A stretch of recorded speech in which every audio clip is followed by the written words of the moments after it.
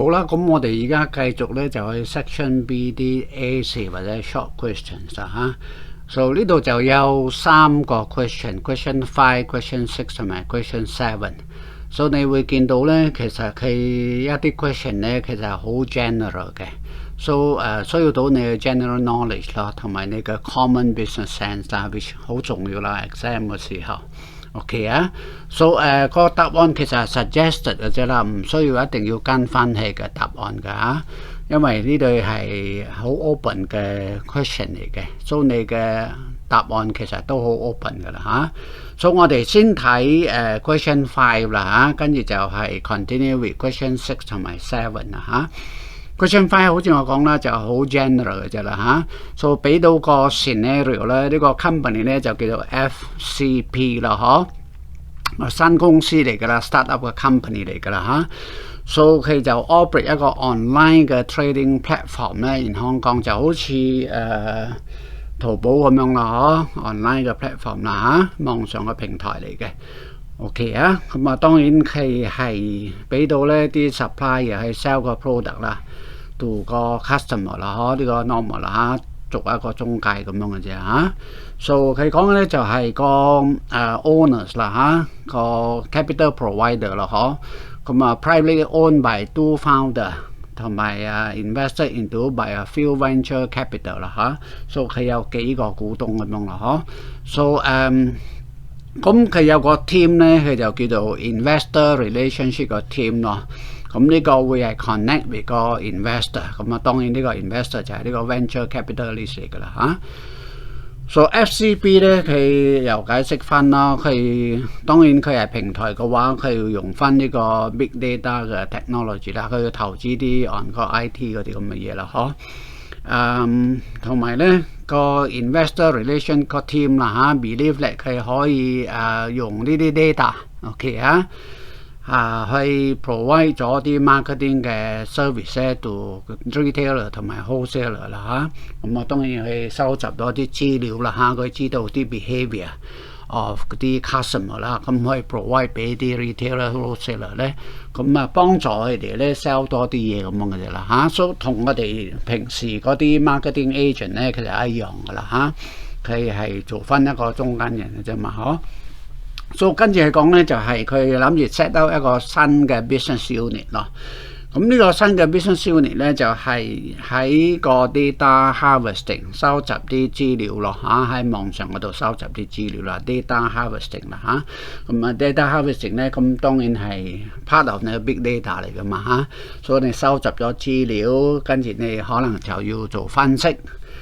做咗分析咧，就係有個 usage 係點樣啦嚇，個 usage。咁你其實可以 sell 啲 data 俾其他啲人嘅。So normally 你如果咧睇翻好似 Google 啲 browser 啦嚇，Google 或者係個即係 Chrome 啦嚇，或者係個 Internet Explorer 嗰啲所以你用佢嘅 browser，佢都 encourage 你用個 browser 噶嘛嚇。So 咁佢可以收集到啲資料嘅。OK 對你嚟講係有用處嘅，even 佢俾你免費嘅話咧，其實係有用處嘅。OK 放佢哋啦，嗬。So FCB 諗住咧就係要投資喺個 data harvesting 啦，即係收集啲資料啦嚇。不過其實佢冇好明確咁樣咧，就係佢點樣收集啲資料啦嚇。你會見到其實答案嗰度咧，佢其實係講 social media 咁其實。好多方面你都可以收集咗資料噶嘛，所以我哋講呢，就佢俾到個答案呢，你未必一定要跟翻嘅，同埋佢一時寫到個答案其實唔係太過清楚嘅，所以你 remain flexible 有彈性啲啦，唔一定要跟翻佢嘅答案啦嚇，佢只係 provide 到一個 guide 咁樣嘅啫，一個 guide 咁樣啫 ，OK 啊。So 咁你講咧就係如果要 invest 喺呢個 data harvesting 嘅話咧，咁需要到 significant 嘅 investment， 要投資好多錢投咗好多錢嘅 ，OK 所以而家 explore 緊呢啲 financial 嘅 opportunity 啦for 翻呢個 investment 啦嗬。So Ryan 喺呢度咧，佢講就係啱啱就係 hire 咗 as a treasurer 啦咁suggest 咧。就係嗰個investment 啦，就 from private placement 咯，private placement So private placement 嘅話咧 ，normally 係嗰啲我哋叫做 institutional 嘅 investor 啦即係比類似係保險公司啊、啲 pension fund 啊或者 merchant bank 咁樣噶啦幾個大個 major 嘅 investor 咯 ，OK private 啦咧直接就係 sell 或者係 sell 你嘅股份俾佢咯 ，OK 咁唔使 go through public 咯 ，public 嘅話咧就好似上市咁樣咯，就複雜好多如果你係 private 咧就簡單好多。不過你當然要個 connection 或者 relationship 嘅 ，OK so however 咧佢講咧你嘅 team 啦，即係呢個叫做 investor relation 嘅 team。咁暫時當然呢個 investor 嘅 relation 其實就係呢個venture capital 嘅啫嘛。venture capital 咁當然 venture capital 係 part of 你嘅 private 噶嘛 ，OK so roughly 佢嘅 scenario 係咁樣啦所以佢俾到一個 scenario， 跟住去問你嘅 requirement 個 question 嘅啫啦所以講咧就係應該個 team 咧 ，OK instead of by 個 treasury， 所以其實你都可以想象咧，就係呢個 investor 嘅 relation 咧，其實都係講係 part of 你嘅 treasury 嚟噶嘛。OK 因為你嘅 investor provide 到個資金啦嘛，咁你要 liaise with 嗰個 investor 嘅話咧，當然你有個 team 喺呢度啦嘛。OK 佢講 instead of led by treasury， 咁好似有個 conflict 咁樣啦所以一時俾到個 scenario 咧，就可能會比較混亂啲我盡量就解釋俾你聽咧，就其實你嘅 under 你嘅 treasury 咧，當然你要 handle 個 investor 嘛，或者 capital provider 啦嘛，所以你有個 team 喺嗰度個 team 就係個 investor relation 嘅 team 啦。佢喺呢度講咧，其實佢係好似係獨立出嚟咁樣獨立出嚟咁樣，都有少少混亂咁樣啦俾到個 scenario。OK 所以講咧。就係 should take 個 lead on fundraising, communicate the above financial plan with 個 investor, they have a better 嘅relation 咧 with existing 嘅 investor。咁 existing investor 呢個係 venture capital 嚟噶嘛，咁你係 limit 咗喺 existing 嘅 investor 啦嘛，當然你嘅 relationship 係好啲嘅。不過你已經 limit 咗你 current 嘅 investor， 咁如果 current 嘅 investor 咧唔投資嘅話咧，咁你啲資金點嚟咧 ？OK so 一定要 explore 其他個 alternative 嘅其他 alternative， so 俾到個 background 係咁樣啦跟住就係個 requirement 噶啦記得咧就係要係remain 有彈性咁樣啦唔一定要跟翻個答案嗰度，所以我哋睇翻個3個 requirement 啦所以先問到咧 Part A 嗰度咧，就你要知道咩叫做data harvesting 咯，佢運作係點樣嘅？OK 其實收集資料嘅啫嘛，就 from 個 internet 嗰度啦，唔一定係 from social media 噶嘛。OK 因為好多方面嘅，OK so 當然 social media 咧係 part of 你嘅 internet 嘅environment 咁樣嘛。OK so 你解釋翻嘅啫跟住咧點樣 FCB 可以用呢個資料咧 for 佢嘅new business 嘅 opportunity， 即係個 data harvesting 嘅 opportunity 啦so 呢個頭一個 requirement。OK so 你當然你嘅答案好 general 啦，當然你可以要解釋翻呢個先咯跟住點樣用翻呢個 data harvesting 咧去幫助到你咧去 develop 新嘅 business 咯新嘅 business。當然你 collect 咗啲 data， 你有個 summary 咁你可以 sell 啲 data 出去噶嘛，即係你分析咗之後咁你可以 sell 咗出去，咁你嘅 customer 係邊個啫？你要 identify 啦So Part B 咧就係叫我哋解釋咯，就係個 responsibility of 個 treasury。OK 當你做翻一個 private placement 嘅話，當然有2樣嘢你要解釋啦就係個 responsibility 係乜嘢啦，另外一個你可能要解釋咧就係咩叫做 private 嘅 placement 咯private 嘅 placement。OK 因為我哋要答翻個 requirement 噶。咁最後咧就係個 role of treasury 啦 in managing 個 investor 嘅 relation 啦包括咗個 role 同埋 focus 咯。咁呢度就俾到咧就係17分啦呢個全部係純粹係 discuss 嘅。記得 discuss 嘅話咧，我一路嚟都 stress 咗嚇，你唔好吉咗去咯 exam 嘅時候 ，OK 啊，一定要寫翻少少嘢。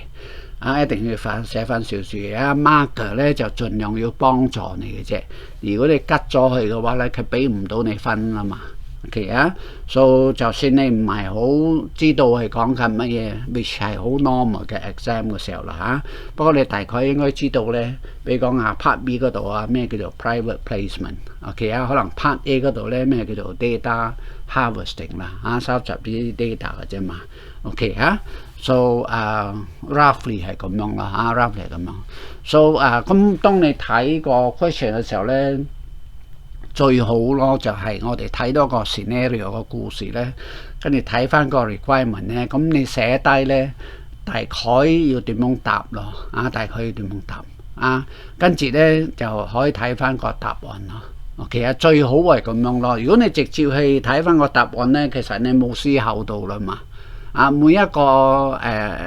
question 都應該係咁樣噶啦你要寫低少少，跟住你俾翻啲 example 咁樣嘅啫嘛。OK 咁我哋睇翻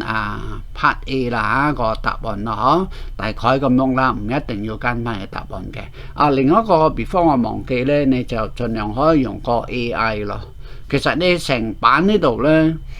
個 scenario 咧同埋個 question 咧，你成版呢度咧可以就 extract 咗出嚟，跟住咧你包括答案咧你都可以 extract 咗出嚟嘅，跟住你擺喺嗰個 DeepSeek 又好或者 ChatGPT 咁你就大概可以知道佢講乜嘢噶啦最好其實就係呢個 scenario 咁樣咧，跟住你就叫個 AI 或者係 DeepSeek或者係個 ChatGPT 咧同你答呢個問題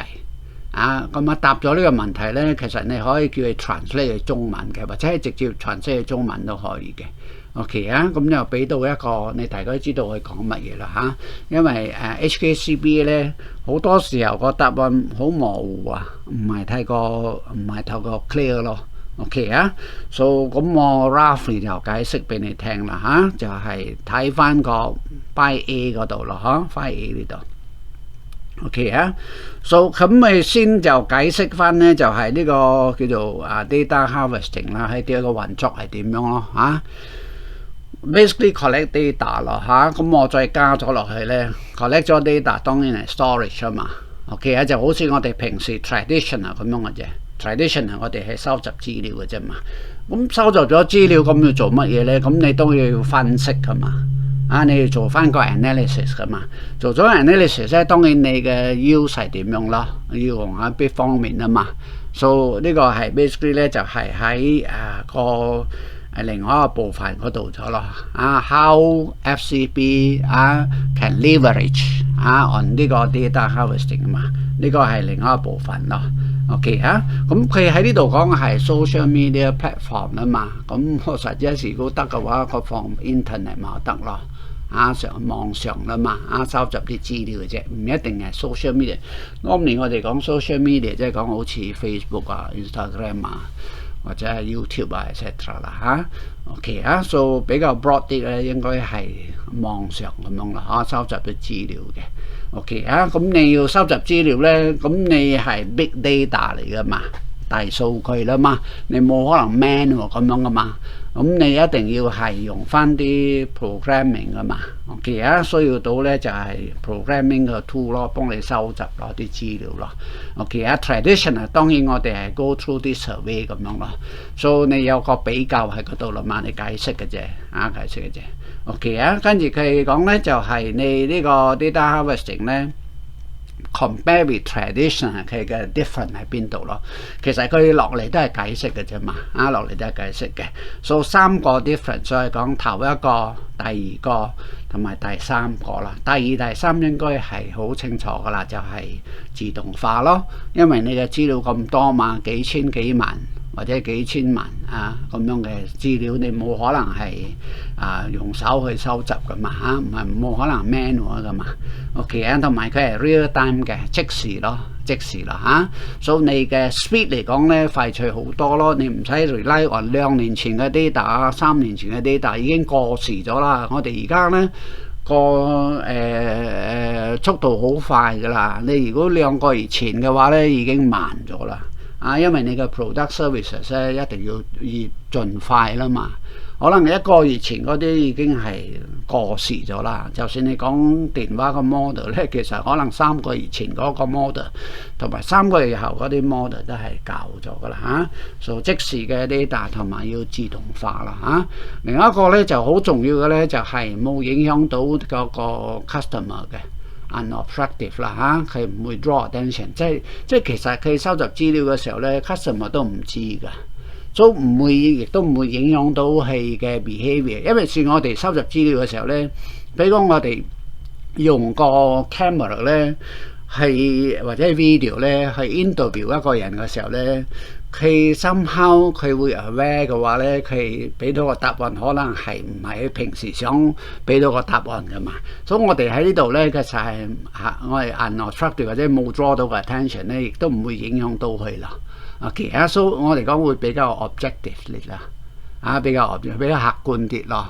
唔會係被動咁樣或者影響到佢嘅答案咁樣。OK，所以呢個就同 tradition 係有 different 啦。traditional 咧就會影響到同埋 manual 同埋過時嘅 information 過時嘅 information。OK so 呢個係先解釋個 data 嘅 harvesting 啦。咁個 usage 咧就喺呢度啦。個 usage， 所以你 collect 咗 data 做咗分析咧。咁個 usage 係咩咧？你知道啲 behaviour你知道個 audience 係點樣for multi product 或者 service 個 target audience 咧，同埋你知道而家咧就係有啲 influencer 咯，有 influencer 都可以 identify 嘅，so based on 嗰個analyze 咗啲customer 或者係 online 嘅 customer behaviour 嘅話咧。咁你有咗個方向咁樣咧，咁你當然呢個 information 佢就可以 provide 到 for 個retailer 咧或者係 wholesaler 咧啲重要嘅 information， 點樣去揾到啲 audience 咁當然最後就幫助到去 market 同埋 sell 個 product 咁樣啦。OK 其實同你 traditional 嗰啲 marketing 嘅 agent 咧冇 different 嘅。冇 different 嘅，係個方法唔一樣嘅啫嘛。我哋係而家啲方法咧，同埋 traditional 完全唔一樣嘅啫。所以呢個係可以講係好 general 嘅，好 general 嘅 question 嚟嘅咯，好 general 嘅。OK so HKISV 咧都 expect 你咧要 keep up with 你嘅 current issue 啦。current 嘅 issue。OK 咁呢個係個 part A 啦咁part B 嗰度咧。咁就問到個 private placement 咧，同埋個 responsibility 啦咁你 treasury 當然你係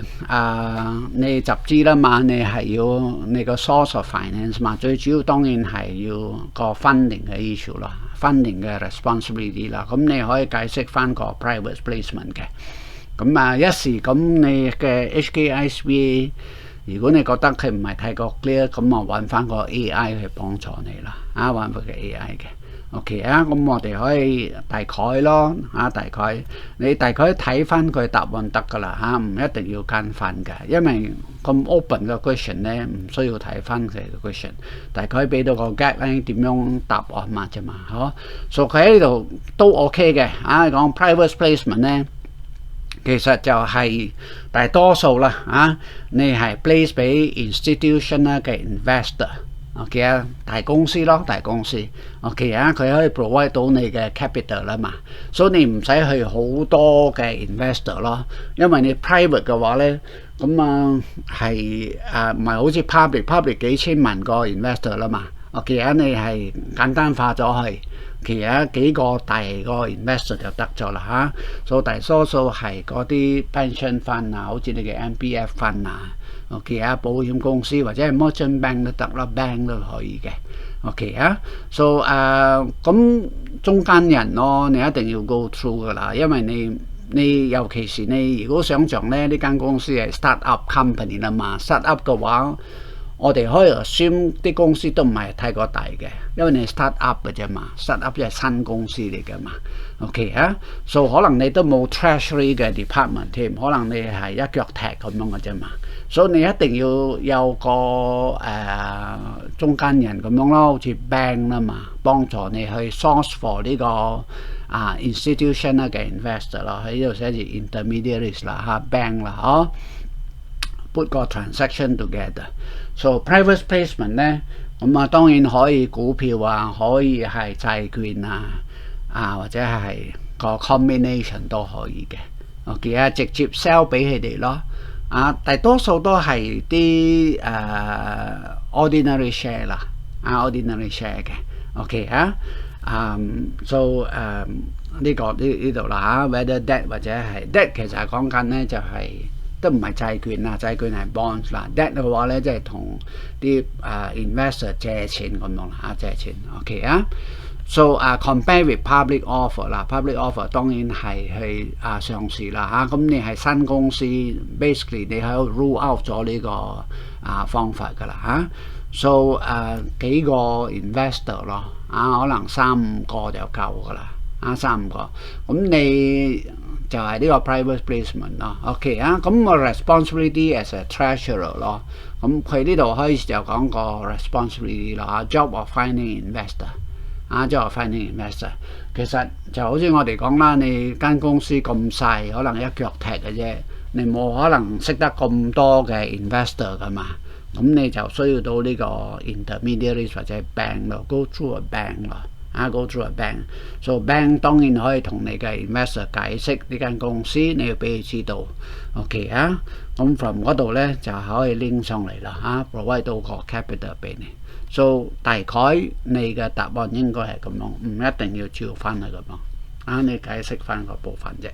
OK 啊，咁最後咧就係 Part C 嗰度咯，Part C 嗰度。OK 啊。So 呢個 provide 啲 information etc 啦So 最後咧就係 Part C 嗰度啦你呢個係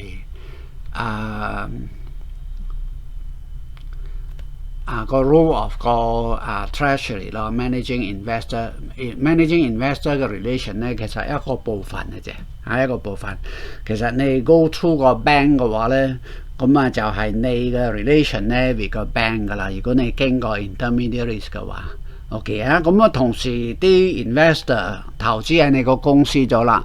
咁我係 investor 嘅話咧，我需要知道個回報噶嘛，同埋個風險噶嘛。咁你間公司你一定要 provide 呢個 information 嘅，因為你要 establish 個 relation 啊嘛。咁我可能 in future 佢都可以再投資落去啦嘛。OK 啊 ，as a investor 我哋係知道咧，到底個回報係幾多啊，個風險係幾多咁樣。OK 啊，所以你嘅 treasury 咧其實兩個 part 咯你同時要build 個 relationship， 同時你都要俾到佢個 performance 係點樣啦。所以你係兩個 role 咁樣啦。佢喺後邊嗰度其實講緊咧就係個 buyer 同埋 seller 個 role 咯，buyer 同埋 seller 個 role。OK 啊，所以你係可以睇翻嘅話咧。就係解釋翻呢兩個部分啫。做 relation 嗰個咧，其實係一個部分啫。做 before 佢投資咧，其實你都係要build 嗰個 relation 啦So 最主要咧，其實就係個 funding 嗰度咯。source 嗰個capital 嗰度source 嗰度啦最主要嘅啦跟住 source 個 capital 之後咧，佢變成咗你嘅 investor 啦嘛。OK 咁你要 maintain 嗰個 relation 嗰度，點樣 maintain 咧？佢就同你講幾樣嘢咯，第一個好似我頭先講啦佢要知道個 performance 係點樣嘛。OK 咁你要有溝通喺嗰度咯So effective communication。OK 咁reflect 到同你講到咧嘅你嘅 performance 係點樣個風險係點樣佢都可以做翻個assessment 嘛。OK 啊，所以另外一方面咧就係、是、你呢、個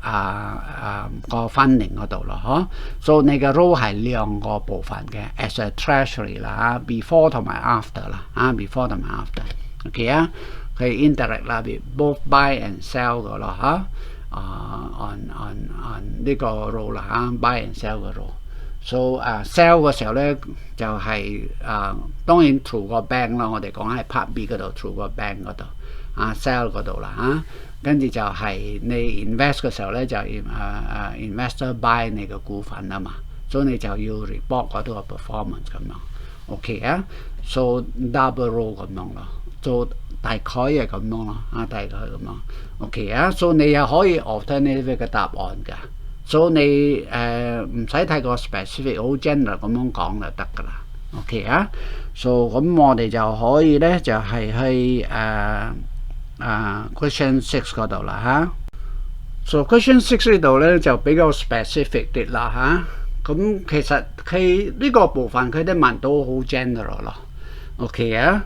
佢 specific 呢度咧，其實就係喺個 calculation 呢度，所以其實 question 6同埋 question 7咧，佢都比較 specific 啲。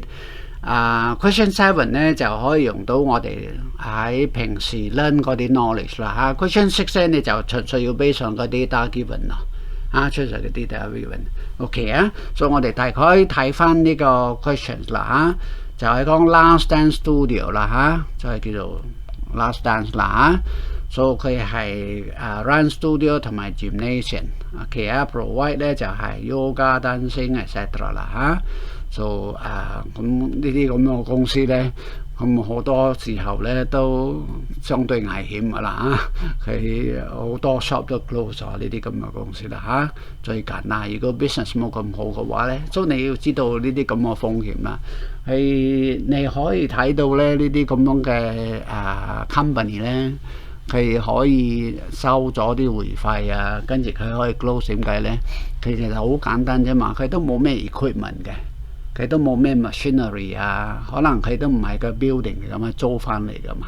所以呢啲咁樣公司其實相對嚟講都風險高嘅，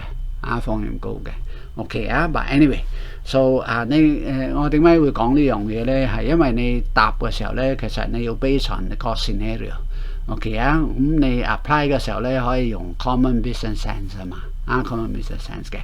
好多時候你嘅 question 其實都可以用翻個 common business sense 啦。OK 佢尤其是 current issue 嗰啲啦current issue。OK 咁佢講 list 喺 Hong Kong Stock Exchange 啦So basically 咧，佢就增加 number of studios 啦 ，in 2024啦去 capture growth of market demand。OK and 佢 implement 咗呢個 ESG 咯environment social 同埋 governance 嘅 governance 啦prepare for 佢而家 prepare 緊啦，就係個 annual ESG 嘅 report 啦佢係 compulsory 㗎啦So 咁佢就做咗個 summary 喺呢度嘅啫啦比如講到咧就係 carbon emission。同時佢講咧就係最主要咧，其實喺個 lighting 嗰度咯 ，switch 去 LED 嘅 lighting 咯。OK 咁佢就 more efficient 嘅，同埋佢可以 reduce 咗呢個 carbon emission 嘅。OK so 增加咗 use of renewable 嘅 energy。咁佢就 install 咗啲 panel 啦咁香港嚟講咧，應該係半年左右咯，都太陽都 OK 嘅可能半年咧咁就太陽冇咁多啦所以如果有太陽嘅話，當然可以慳咗好多嘅 energy 咯OK 同埋一樣嘢咧，就係嗰個 occupational 嘅 health 同埋 safety 啦。就 anyway，so 呢個 basically 就冇咩關係到呢個 question， 大概好少部分嘅啫啦咁我俾到啲資料咧，就係俾你比較呢2年咯你記得咧係講咧，就係喺2024嘅話咧，佢 expansion 嘛，就見到 size of studio 咧，其實係 more than double 咗啦。差唔多 double 啦或者 more than double 啦所以如果你睇翻個有 equipment 嘅話，其實都係 double 啦嘛 OK 啊，咁呢個 air condition 嘅話咧，其實差唔多得 double， 呢個都係 double。你見到呢個 lighting 呢度咧，其實佢唔係 double 啦嘛，佢可能呢個咧就因為佢係 on LED 嘅 lighting 咯，所以你到時你做咗啲 calculation 咧，咁佢叫你 comment 嘅時候咧，你咪可以 base on 呢個嚟 comment 咯，base on 呢個 comment。OK 啊 ，so 佢全部 data 都係 base on 呢個嘅啫啦嚇。咁carbon emission per kWh 啦 ，kilowatt hour 啦嚇。for both 2023同埋2024係0.66 kg 嘅carbon emission 啦嚇。So with no carbon emission from renewable 嘅 energy， 所以你見到咧就係個 renewable 嘅 energy 咧。呢度係增加到去15% 啦，之前即係5% of， 當然個 total energy use 咯，of 個 total energy use 啦嚇。So 咁佢喺呢度咧就講 carbon credit 咧 is trading 啦嚇。So 要 keep 住個 carbon neutral 嘅話咧，咁如果你唔夠，咁當然要俾錢啊嘛嚇，75蚊 per ton 啦，即係 per 1000個 kg 咯，per 1000個 kg。So 呢個 question 咧比較 question 5嚟講就 specific 好多咗啦嚇，喺 part A 同埋 part B，A 同埋 B 嗰度啦嚇。咁其實A、B、C 咯，其實係 A、B、C 嗰度嚇。Part D 嗰度咧，其實就係standard 個 question standard question， 其實 C 同埋 D standard 個 question 所以我哋睇翻就係佢只係純粹叫佢計嘅啫啦所以我哋要 base on 個 data 嘅 calculate electricity 嘅 consumption per square foot 咯。OK 所以你要計翻個總數係幾多先咯，跟住你除咗 per square foot 咪得咯。跟住你做翻少少 comment describe 個 trend of total electricity 嘅 consumption， 即係呢個嚟噶啦比較咧就係 electricity consumption per square foot 嚟嘅。所以你嘅 electricity consumption 嘅話咧，喺2023咧當然係1600再加多80呢度。比較呢個咧，跟住你係 per square feet 咪除咗呢個250，呢個除咗120咪得咯。OK 所以呢個就係好 straightforward 啦所以其實你唔使放答案嘅時候唔好咁樣放啦，因為好嘥時間所以你咪放就係2023咧，你直接用計數機咁樣呢個全部加上嚟，咪攞到呢個280啦跟住你除咗120咧，就應該攞到19個 kilowatt per hour。OK per square foot 咯per square foot 嘅。OK 跟住咧一樣咯，你呢個加咗上嚟咧就4000幾，跟住除咗250咧，咁其實佢係跌咗噶啦per square foot 嚟講咧，佢個 consumption 係跌咗 ，mainly 當然係喺個 lighting 嗰度因為呢個係唔係 double 啦嘛mainly 喺 lighting 嗰度啦So increase 係因為你係擴充啦嘛，OK 你係 double 咗你嘅 square foot。其實可能你有5間 shop， 如果係而家變成咗10間或者11間咯。如果係差唔多 standard size 嘅話 ，OK ideal to size 就 increase。OK 跟住呢個 electricity 其實係減少咗嘅 per square foot 嚟講咧 ，mainly 係 due to 個 LED 嘅 lighting 啦。much more efficient， 咁簡單咁樣解釋就得噶啦同埋記得咧，你嘅答案咧唔好做翻個 table 咁樣得3番嘅啫嘛。OK， 得3番嘅啫，唔使寫到咁多出嚟。OK 所以呢個係個 part A 嗰度啦part A 嗰度。咁part B 咧其實都 OK 嘅，OK佢講 calculate 個 total carbon emission in 2024。OK所以你見到佢呢度咧就講 with no carbon emission from renewable 嘅 energy。So 有15% 咧就係冇 carbon emission 嘅。So 呢個加上嚟咪4000幾啦嘛。所以有85% 咧就有 emission。OK 有 emission 嘅。OK 所以你計翻嗰部分就得噶啦跟住佢講咧就係個 carbon emission 咧就係0.66啦嘛0.66 per kWh 啊嘛。So from 嗰度我哋計到嗰個total carbon emission in 2024嘛。OK 啊，咁啊 cost for last dance to become carbon neutral。OK 啊，咁我要買翻個 credit 咯。OK 啊，咁啊買翻個 credit 嘅話咧，per 1000嘅話就要俾75蚊啦。OK 啊。So 其實唔關事到我哋 learn 嘅，其實簡單一個 computation 嘅啫嘛，簡單嘅 computation。OK 啊，所以如果睇翻個答案嘅話咧，就喺So 喺2004年咧，就係 renewable 就冇 carbon emission 咯。So of 嗰4000頭先我哋講咧，只係85% 啊嘛，85% 就3000幾啦，3000幾嘅。咁佢嘅 carbon emission 咧 per kWh 嘅話咧就係0.66啦嘛。其啊，咁你嘅 total 咧就係呢個2000幾啦，2000幾嘅。咁你 per 1000嘅話咧就要俾75蚊咯，所以你係 carbon neutral， 所以要俾呢筆錢咯，俾呢筆錢去purchase 你嘅 carbon credit 咯，maintain 個 carbon neutral 嘅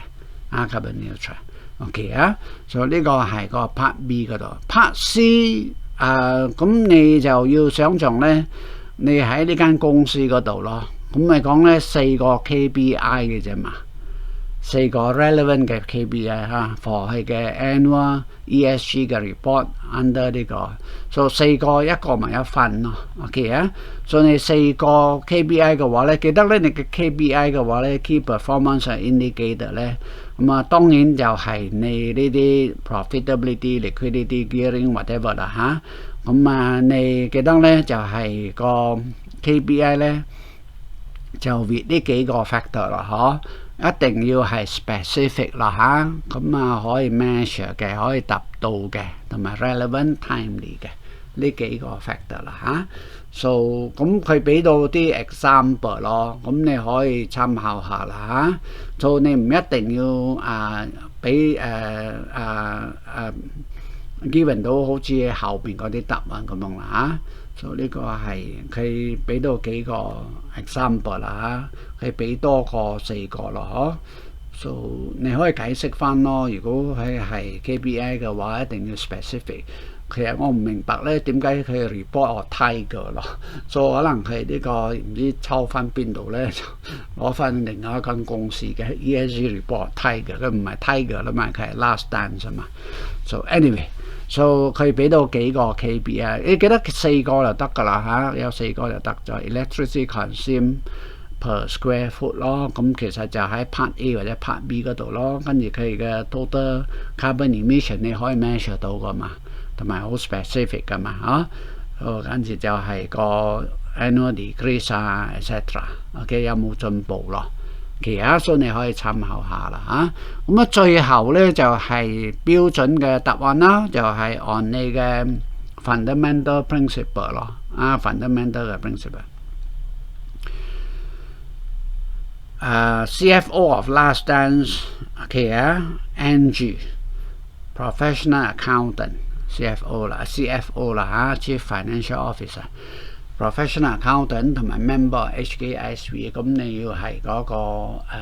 5個 fundamental 嘅 principle 啦NG instructed by board or director to disclose only 呢個 word only 咧就係麻煩噶啦that last dance achieve carbon neutrality。OK 咁carbon neutrality 嘅話咧，咁當然就係得嗰個 renewable 嗰15% 或者5% 嗰度嘅啫喎，咁你只係 disclose 嗰個，咁咪唔得啦。你 fundamental principle 嘅話咧，頭嗰2個好重要噶嘛。OK 一定要俾到 full picture， 同埋唔可以為咗你本身嘅 interest，whether 你本身嘅 interest 咧，或者公司嘅 interest 啦，或者你嘅朋友嘅 interest 都唔可以嘅。OK 所以你嗰2個一定係有衝突㗎啦一定有違逆到咗嘅。OK 佢呢度講咧 ，board director 啦講就 disclose only last time had achieved carbon neutrality。OK without providing additional detail in core report 嘅，咁你係已經avoid咗啲 information 嘅。OK 啊 ，advise which fundamental principle code of ethic whatever 啦嚇，係 fundamental 嘅 principle 啫。所以你記得係呢幾個咯嚇，呢幾個 OK 啊，呢兩個大多數都會係affect 到噶啦嚇 ，self interest。integrity 你冇 full disclosure 嘅話咧，就係 integrity 噶啦嚇。So 呢個影響到呢個嘅，或者呢個影響到呢個嘅。其實 confidential 應該冇噶啦嚇，呢個 private 嘅。其實咁啊，當然你嘅 behaviour 唔得啦嚇，其中一個為呢度呢個都唔掂噶啦嚇。同埋你係咪會係你嘅 professional competence 啊 ？OK 啊？So 你咪 quote 翻同樣嘅嘢咯，quote 翻同樣嘅嘢，跟住就係 highlight 佢 specific 嘅action 嘅啫，specific action。所以你可以睇翻就係個 part D 嗰度啦，part D。So 幾個咯，最主要咧 integrity 咧就應該要俾 full picture 噶啦唔可以係 misleading 嘅。So 如果係 disclose certain information。即係 carbon neutrality 嗰度咧，其實就唔得噶啦，影響到個 investor etc。第二個咧就係 conflict of interest 啦嘛 ，OK 啊 ，so 個 job 咯，個 job 嘅 ，OK 啊，跟住就係confidentiality 應該冇啦，competence 咯，如果佢係就係 listen to 個 board of directors 嘅話咧。可能唔明白咧，佢要fulfill 呢個fundamental principle 咯。咁我哋講佢唔係 competent 咁樣咯嚇。咁啊，當然其中一個係影響到佢嘅 behaviour 嘅話咧，其實已經係最後個 professional behaviour 噶啦。professional behaviour， 佢呢度寫 integrity、objectivity of 個 HKSVA 啦，HKSVA 嘅。OK 啊 ，so 咁呢個係 question number 6咯，大概同你 go through 啦question number 6。咁我哋繼續呢度咧就係 question number 7啦question 7咧比較 relevant 啲啦其實你如果睇翻咧就係 5嘅話，好 general 咁樣講緊嘅 treasury 嗰度啦，好 general 嘅。6嘅話其實你可以講C 同埋 D 都 OK 嘅A同埋 B 其實係純粹比上嘅 data 係計嘅啫嘛 OK 啊咁question 7咧就係你可以講可以 learn 到 from 你嘅 knowledge 嗰度咯，呢個係 on 個 working capital management 嗰度咯working capital management 嗰度 OK 佢講緊咧就係 account receivable accounts payable 同埋個 inventory 嗰度啦，或者我哋講 day sales inventory day sales receivable etc 啦So 如果你睇翻個so 我哋講緊呢個 area 8跟住 area 7咧，咁我哋講緊咧就係個 working capital 咧就係 area number 2嗰度咯area 2嗰度。其實你睇翻個 area 2就係呢個 working capital 啦咁個 terminology 咧佢就用翻個 day sales 嗰啲啦day sales 嗰啲 so 呢個應該就喺呢個部分啦呢個 working capital 啦so inventory 嘅 conversion so 你好 familiar 啦day sales 嘅 inventory DSI 啦So 幾多個 day 嘅啫啦幾多個 day So 你嘅 average over 你嘅 cost of goods sold inventory cost of goods sold 咁你可以 refer 到呢個 MyMap4 啦咁乘咗365啦，平均上嚟咧你嘅 inventory 你 keep 幾多個 day 嘅啫跟住就係咧 day sales 嘅 outstanding 或者你嘅 account receivable 啦你嘅 average account receivable咁你嘅 receivable 咧就係 customer 啦嘛，就係 over 個 sales 啦over sales OK So normally 我哋講呢啲全部都應該要係 on credit 嘅咯，所以一次佢會講咧就係 credit sales 嚟嘅。不過如果佢冇俾到講佢冇 specify 咧就係 credit sales 或者 not credit sales 嘅話咧，咁你咪係當佢係 credit sales 咯credit sales 嘅。跟住就係呢個days payable OK個 outstanding 或者我哋講 account payable 啦average accounts payable 咧 over 又係 cost 啦，payable 即係 from 你個 supplier 啦嘛。呢個 inventory 咧其實又係 on supplier 嘅，所以呢兩個 normally 我哋係 on cost of goods sold 或者呢個 purchase 都可以嘅，credit purchase 都得嘅。OK 所以個純粹係 based on 呢個咧係計翻嗰個數字嘅啫for 你嘅 question 7嗰度咯question 7 OK so 係講呢個 unicorn 咯unicorn so 佢係應該係要做翻啲 diversification 啦，或者係佢要 shift 佢嘅 strategy 啦原本應該係 on wholesale 嘅咯wholesale 嘅 OK 咁佢而家咧就要去 retail 咯去 retail 嗰度 so decided to shift 佢嘅 strategy to a retail model by opening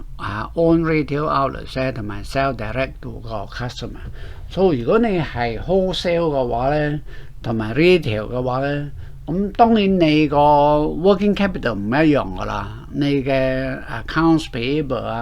account receivable 你嘅 inventory佢會 shift 咗噶啦，會改變咗嘅。OK 所以佢俾到你呢兩個 model 啦below 佢講咧就係 January to December 2025年咯so 呢個係應該係個 forecast 嚟嘅咯，佢唔會係 actual 嘅，佢應該係 forecast 嘅，因為你呢個 exam 係 June 2025啦嘛，佢冇可能俾到你 actual 嘅，佢應該係 forecast 嘅啦全部係 USD 咯so 咁你嘅 wholesale model、retail model 啦so 你見到咧就係嗰個 inventory 嘅話咧，佢係 wholesale 嘅話咧 ，compare to retail 嘅話咧，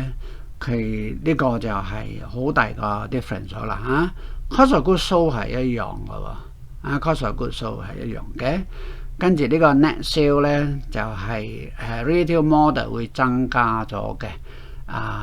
basically 咧就係應該係 on 個 credit sales 或者 cash sales 嗰度啦。OK so 你嘅 accounts payable 咧，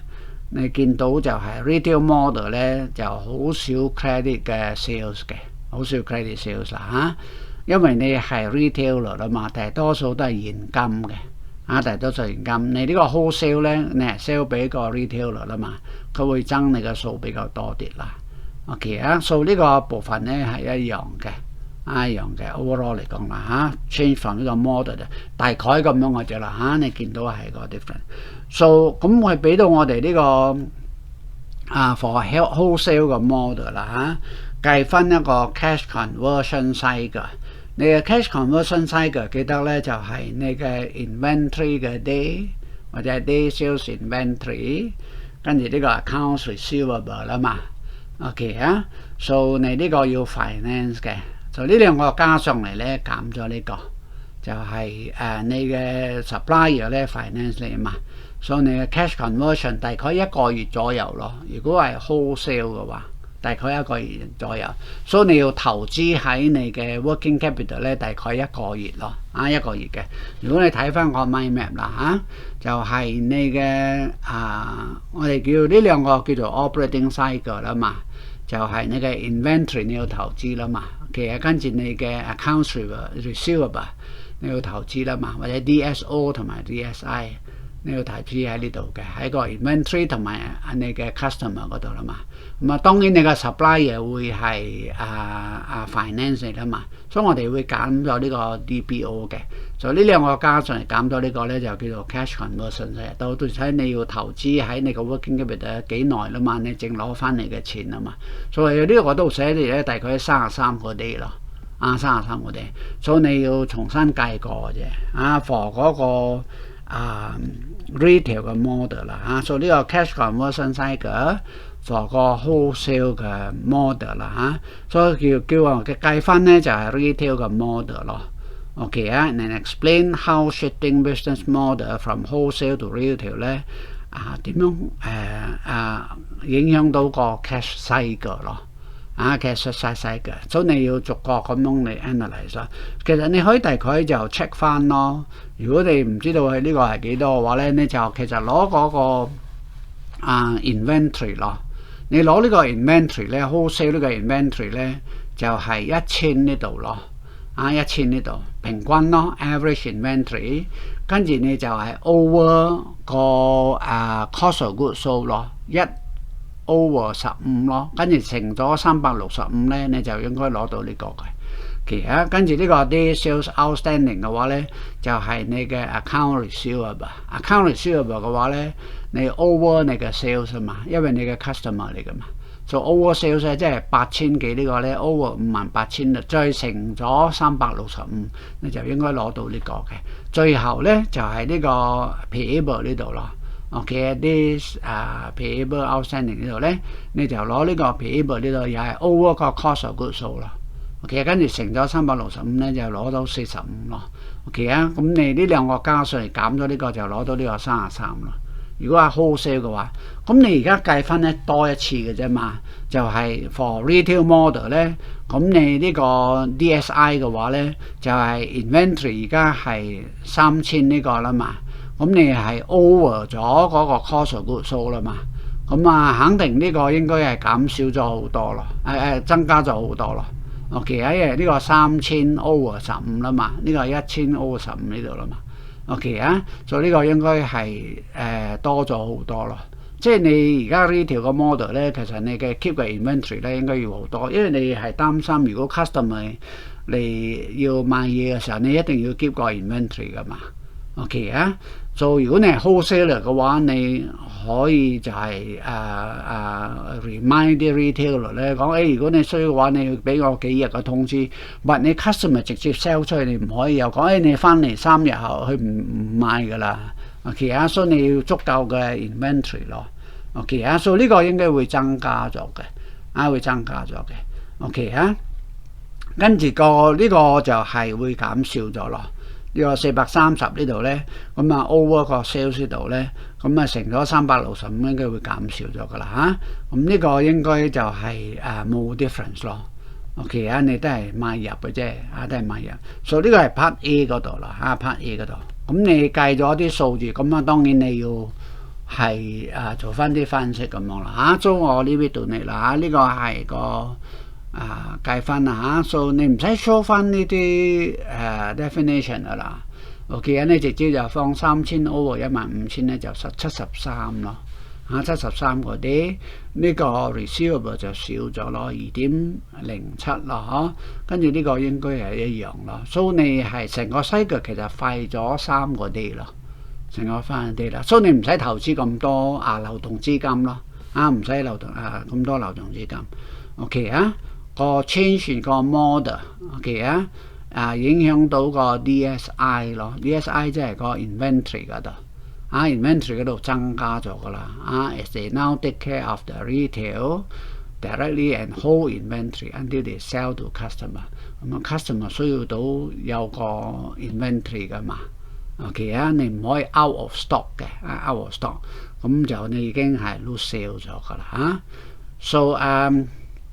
this different from 個 wholesale model 啦so wholesale 當然你係 sell 俾 retailer 咁樣 ，OK so DSI 係增加咗嘅，同埋佢解釋埋其他嗰啲咯個 DSO 嗰度咧就係你嘅啲 sales 嘅outstanding 啦so account receivable 嗰度咧就減少咗啦大多數都係。credit card 或者係 cash 咁樣咯，所以減少咗。所以呢個係 from 個 supplier 咧就冇 change 到啦，unaffected 啦，都佢分開3段咧嚟解釋嘅啫。OK so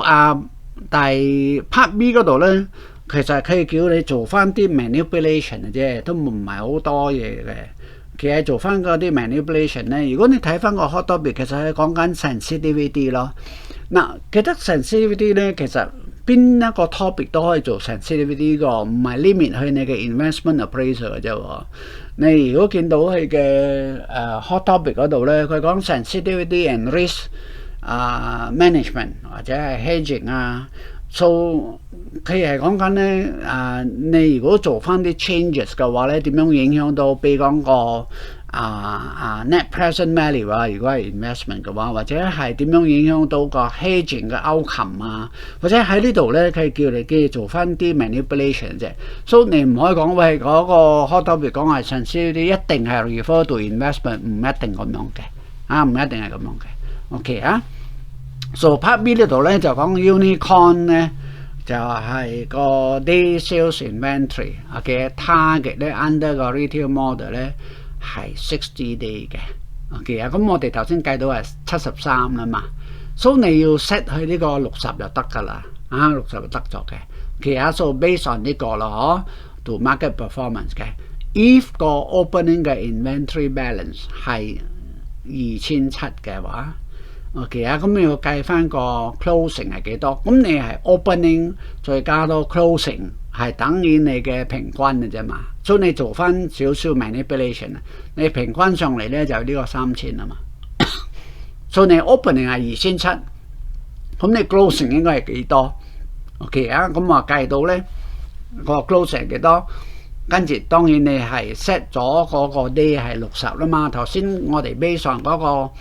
3000幾嗰個咧，其實係73個 day 啦嘛，所以你其實 set 翻個 equation 就得㗎啦，set 翻個 equation，所以呢個咪叫做 sensitivity 咯，因為我哋係要做翻啲 manipulation 嘅啫嘛。OK， 第二個部分咧就 determine reduction in 個 average payable 嘅 balance 咧 for one day improvement。OK 啊，個 cash， so one day 嘅話，如果我哋頭先計到就俾講下 example 啦我計到咧就係呢個45啦嘛，咁啊 one day improvement 嘅話咧就應該係46啊嘛。咁因為你係 pay 個 supplier 啦嘛，咁你 improve 嘅話，其實你係 pay 係多一日啦嘛，即係慢啲比起啫嘛。如果我哋咁樣計先係 improvement 嘅話，就係46咯，46咯。OK 啊，咁啊應該咧就喺個 reduction in 個呢個 balance 但應該係幾多咯？所以我哋要係揾呢個 average payable 嘅 balance 嘅。OK 啊，咁subject to當然係佢講緊咧就係如果可以 fix 到呢個部分60嘅話 ，so anyway 應該呢個部分咧就唔關事呢個噶啦，應該係 with 呢個啫啦so 如果我睇翻個7C 嗰度啦B 嚟嘅 B 佢係 A 同埋 B 嘅啫啦所以你係佢係 set 翻 B1 咯同埋 B2， so 我哋係 set 翻佢60個 day 啦嘛set 翻佢60個 day 嗰度 OK so 你嘅equation 咯就係個 DSI 係60個 day 咯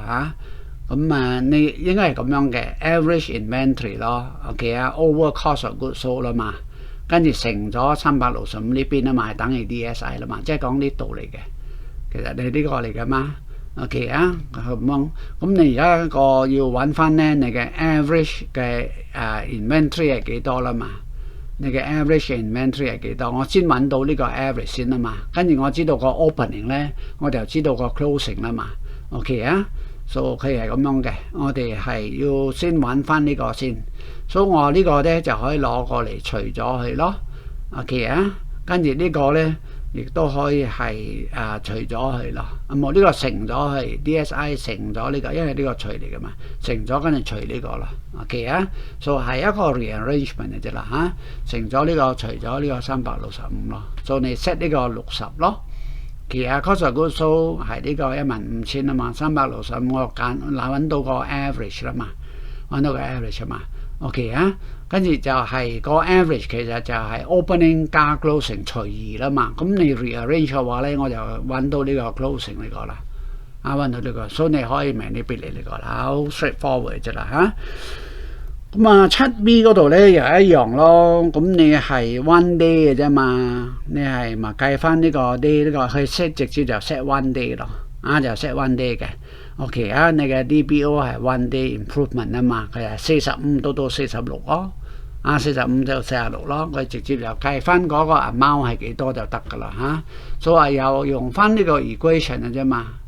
DBO 呢個 equation 嘅啫 OK咁我哋喺呢度放係1啦嘛，跟住你嘅 average AB 係幾多 cost of goods sold etc 啦so 係揾翻嗰個average 係幾多41000咯41000嚟嘅 OK